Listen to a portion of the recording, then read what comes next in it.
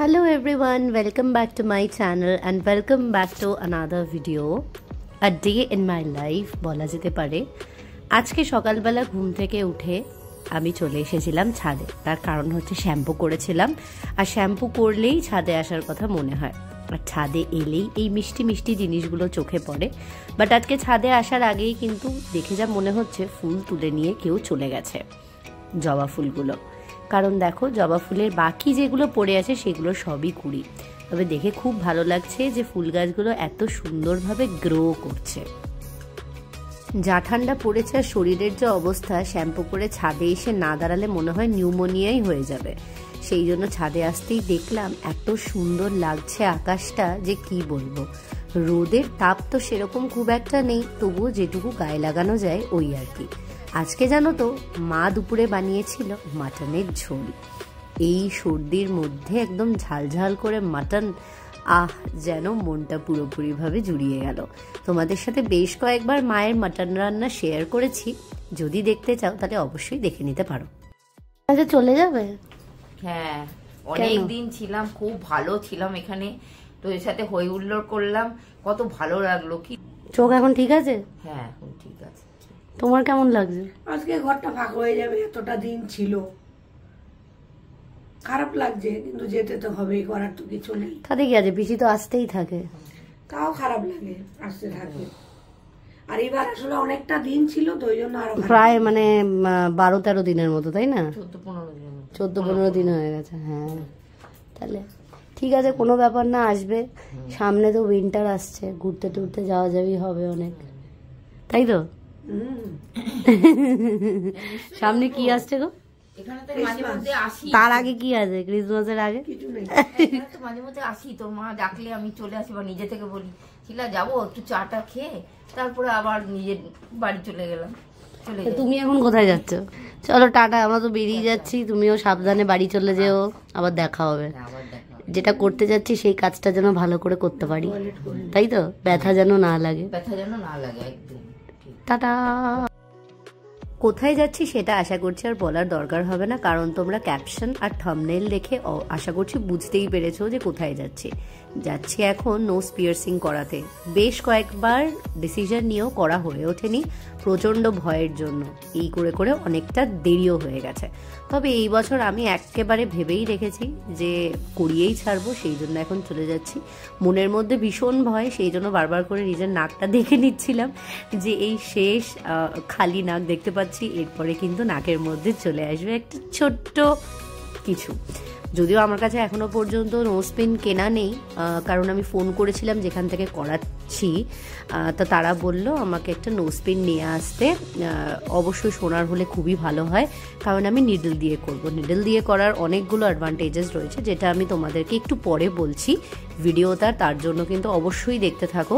আর আমি কোথা থেকে নোজ পিয়ার্সিং করাচ্ছি বা সমস্ত ডিটেলস কিন্তু ভিডিওটার শেষের দিকে আমি দিয়ে দেব, তার জন্য ভিডিওটা স্কিপ না করে কিন্তু দেখতে থাকো।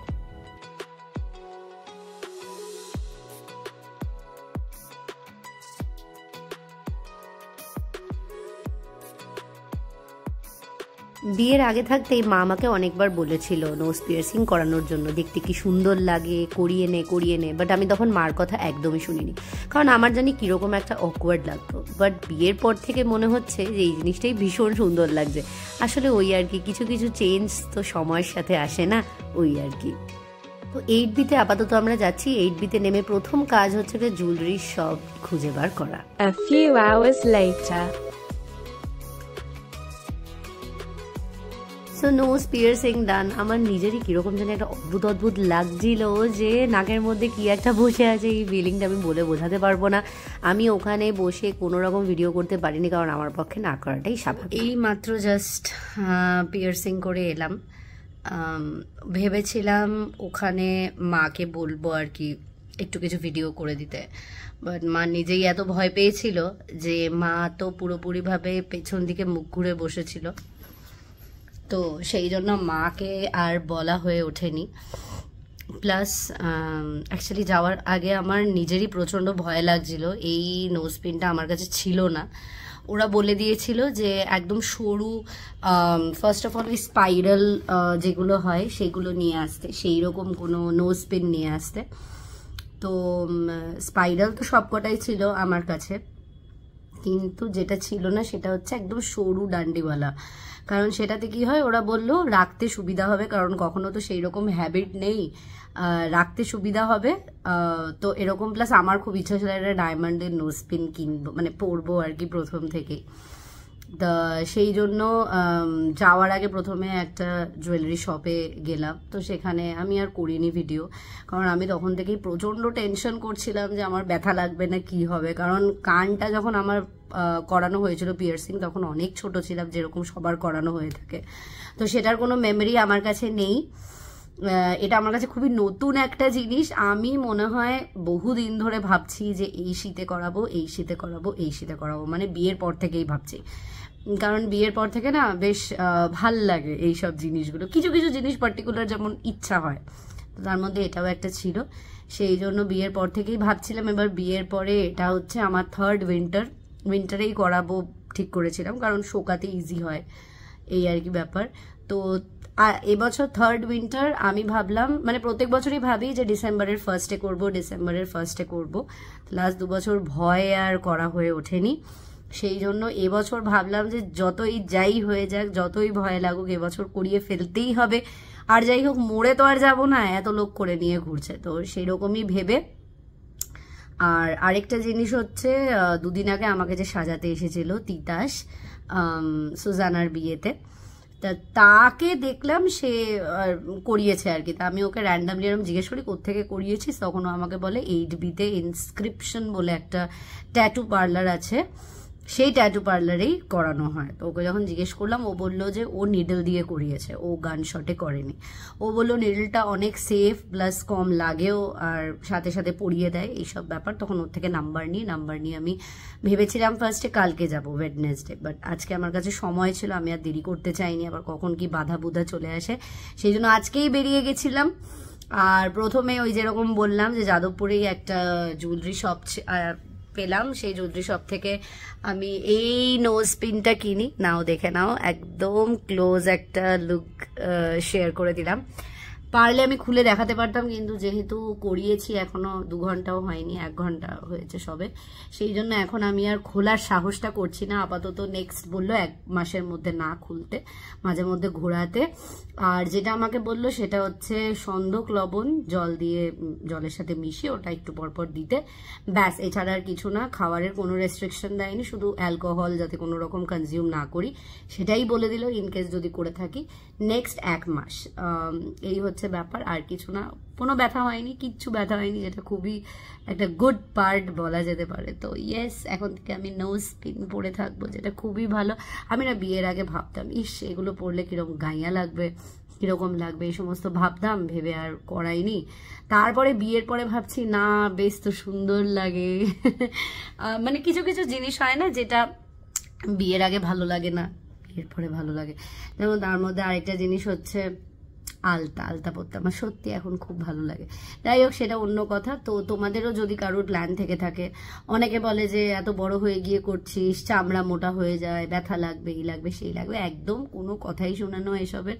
আমিও তো যথেষ্ট বড় বয়সে এটা করালাম, আমার কিচ্ছু লাগেনি, নাথিং, কিচ্ছু না। মানে এখনো যে কথা বলছি, হাসছি, যাই করছি, মুভমেন্টও হচ্ছে না, মানে নাকের মধ্যে তো অফকোর্স ওখানে কোনো একটা ডিস্টারবেন্সেস তো হচ্ছে, বাট কোনো রকম কোনো ব্যথা হচ্ছে না, নাথিং। শুধু এখন নর্মাল হাত দিয়ে আমি ধরবো না, কেননা ইনফেকশন হয়ে যেতে পারে, এই জন্য। যদিও উনি বারণ করেননি কিছুই, উনি উল্টে বলেছেন মাঝে মধ্যে এটাকে ঘোরাতে, বাট যেহেতু আজকে জাস্ট ফার্স্ট ডে মানে কি 1 ঘন্টা হয়েছে সবে, সেই জন্য এখন এই পাকামোটা করবো না, একটু পরে মানে কালকে থেকে সেটা স্টার্ট করব। তো তোমরা তো দেখতেই থাকবে ব্লগ, সেই জন্য দেখতেই পাবে। যদি কোনো প্রবলেম হয় তাহলে তো অবশ্যই শেয়ার করবো। তো তোমাদেরও যদি কারোর ইচ্ছা থেকে থাকে মনের কোনো কোনায় যে এটা করানোর, তাহলে কিন্তু তোমরাও করিয়ে নিতে পারো। যদি তোমরা এই এরিয়াতে থেকে থাকো, তাহলে আমি তো তোমাদেরকে পার্সোনালি রেকমেন্ড করবো যে তোমরাও ইনস্ক্রিপশন থেকেই করাও। দেখে হয়তো মনে হবে যে মা ছোট জায়গা কি নাকি, বাট প্রচন্ড ভাবে ভালো, মানে হাত তো খুবই ভালো বলা যেতে পারে দাদার ছিল, যে দাদা করেছে আর কি, আর সমস্ত কিছু পুরোপুরিভাবে হাইজিন মেনটেন করে করেছে, তো ভীষণ ভালো, ভীষণ ভালো। আর সোনা পরার আরেকটা অ্যাডভান্টেজ হচ্ছে এটা শোকাতে খুব হেল্প হয়, আর শীতকালে করার কারণটাও এটা শোকাতে খুব হেল্প হয়। তো এই হচ্ছে আমার এক্সপিরিয়েন্স। আজকের ভিডিওটা সেইভাবে করা হয়ে ওঠেনি, কারণ ভিডিওর মাঝখানেই আমি মাঝে একটা খুব খারাপ খবর পেয়েছি, সেটা আমি এখানে শেয়ার করতে চাইছি না। আমার খুব খুব খুব খুব খুব কাছের একজন আমি হারিয়েছি, মানে সেই ব্যাপারে আমি এখানে কিছু বলতে চাই না। তো সেই জন্য আর কি একটু মাঝে গড়বড় হয়ে গেছিলো, তারপর ভাবলাম যে তোমাদের সাথে এটা শেয়ার করা দরকার, সেই জন্য করে দিলাম। তো ভিডিওটাও তাহলে আজকে আমি এখানেই শেষ করছি। খুবই ছোট ভিডিও, যদি তোমাদের ভালো লেগে থাকে অ্যান্ড হেল্পফুল মনে হয়ে থাকে তাহলে তোমরা একটা লাইক করে দিও, চ্যানেলে যদি নতুন হয়ে থাকো তাহলে একটা সাবস্ক্রাইব করে দিও, অ্যান্ড কিছু বলার থাকলে কমেন্ট করে অবশ্যই জানাতে পারো। তো দেখা হবে খুব তাড়াতাড়ি পরের একটা ভিডিওতে। সবাই খুব ভালো থেকো আর অবশ্যই সাবধানে থেকো।